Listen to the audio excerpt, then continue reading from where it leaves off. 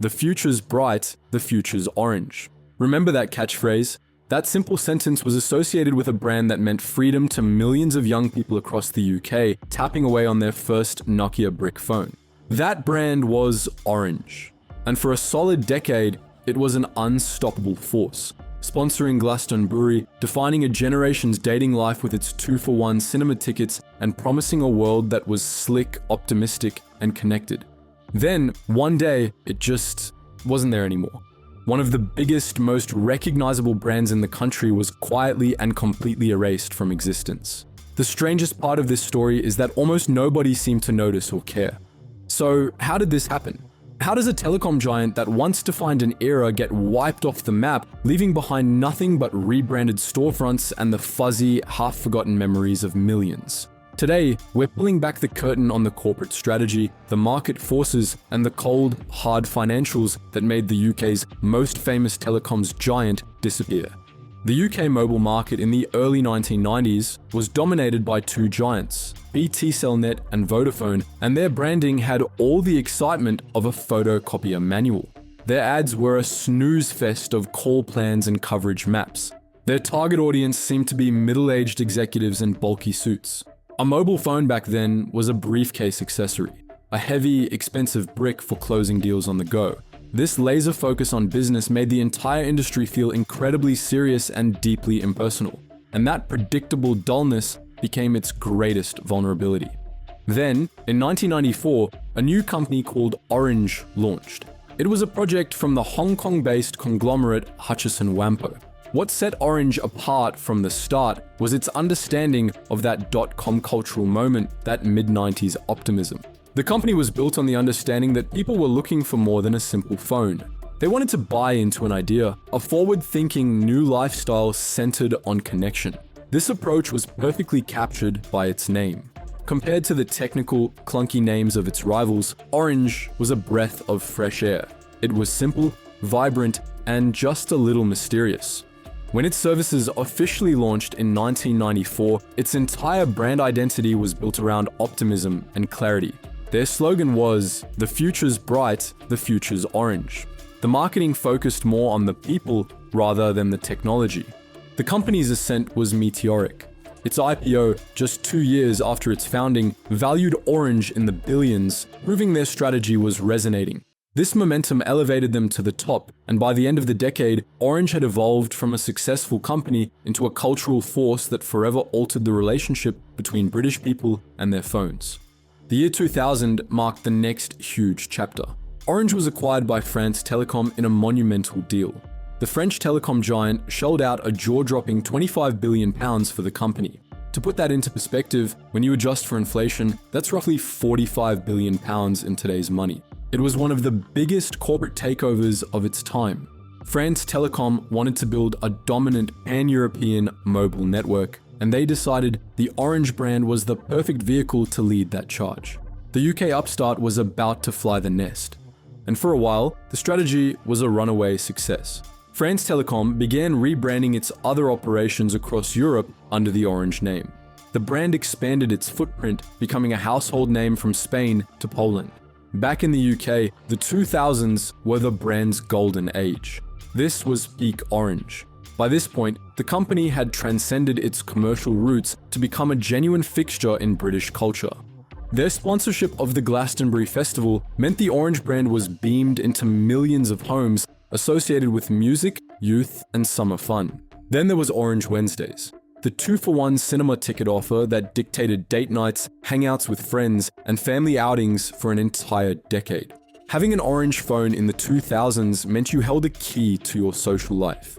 But technology is a relentless force, and the foundations of Orange's empire were about to crack. The tremor started in 2007 with the launch of the iPhone. The arrival of the first true smartphone instantly shifted the center of gravity for the entire mobile industry. The old competition over call minutes and text messages evaporated. The new prize, the only one that mattered, was delivering the fastest mobile data. This ignited a high-stakes race to build out mobile internet infrastructure, and Orange's celebrated business model suddenly looked like a relic from a bygone era. This is where the story takes its pivotal turn. In 2010, France Telecom and Deutsche Telekom, the parent company of T-Mobile UK, announced a shocking move. They were merging their UK operations, Orange UK and T-Mobile UK, to create a new, colossal entity. This new behemoth would be called Everything Everywhere, a name that perfectly captured its ambition to provide the most comprehensive coverage in the country. It would later be shortened to the much snappier name we all know today, EE. On paper, the merger was a strategic masterstroke. By combining their infrastructure, Orange and T-Mobile would instantly become the UK's largest network, leapfrogging competitors like O2 and Vodafone. They would have more towers, more spectrum, and more resources to pour into building a cutting-edge 4G network. It was pitched to the public as a win-win. Better coverage, faster speeds, and a stronger network for everyone. But hidden deep within the corporate press releases and financial documents was the quiet trade-off. To create this new unified super brand, the old ones would have to die. The iconic Orange and T-Mobile brands were officially on death row. At first, the transition was almost imperceptible. For a few years, EE operated as a parent company, while the Orange and T-Mobile brands continued to exist underneath it. You could still walk into a phone shop and sign up for an Orange plan. The shops had dual logos, a confusing swirl of orange and magenta. Your bill might have come from EE, but you were still technically an Orange customer. It was a slow, managed fade designed to avoid spooking millions of loyal customers. Then, the process accelerated.